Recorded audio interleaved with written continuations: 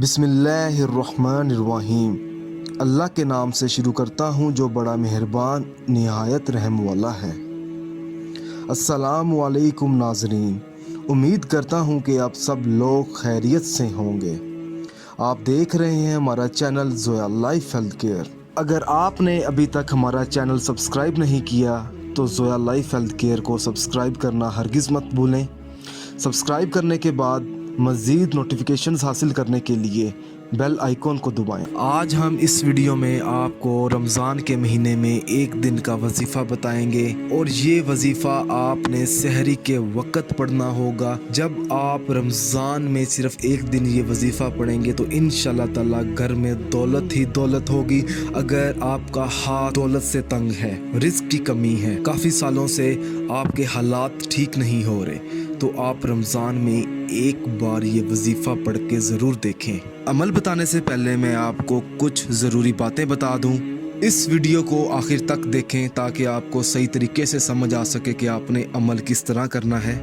ये वजीफ़ा आपने बावजू हालत में करना है और वजीफ़ा करने से पहले ये जान लें कि ये अमल किस मकसद के लिए है, क्योंकि हर वजीफ़ा, हर अमल आपने अपने जायज़ मकसद के लिए करना है और इस अमल के साथ आपने 5 वक़्त की नमाज भी अदा करनी होगी। आपको इस वजीफ़े को आपने इसी तरीके से पढ़ना है जिस तरीके से मैं अभी आपको बताऊंगा।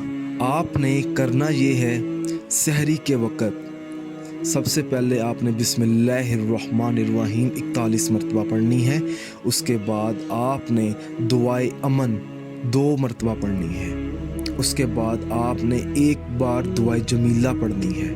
उसके बाद आपने दोबारा 11 बार आपने सूरत कौसर पढ़नी है। आखिर में आपने सूरत कौसर पढ़ने के बाद आपने एक बार दुरूद पाक पढ़कर हाथ आसमान की तरफ उठाकर घर में दौलत ही दौलत के लिए आपने दुआ मांगनी है।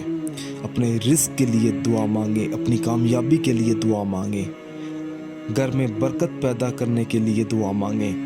तो इंशाल्लाह ताला जब आप रमज़ान में एक दिन सहरी के वक़्त ये वजीफ़ा पढ़ेंगे तो आपके हालात अल्लाह के हुक्म से ठीक हो जाएंगे। अगर आप इस अमल के बारे में मुझसे कुछ भी पूछना चाहते हैं या कोई ऐसी चीज़ है जो आपको समझ ना आई हो तो आप मुझे इस वीडियो के नीचे कमेंट कर सकते हैं ताकि मैं आपको समझा सकूं।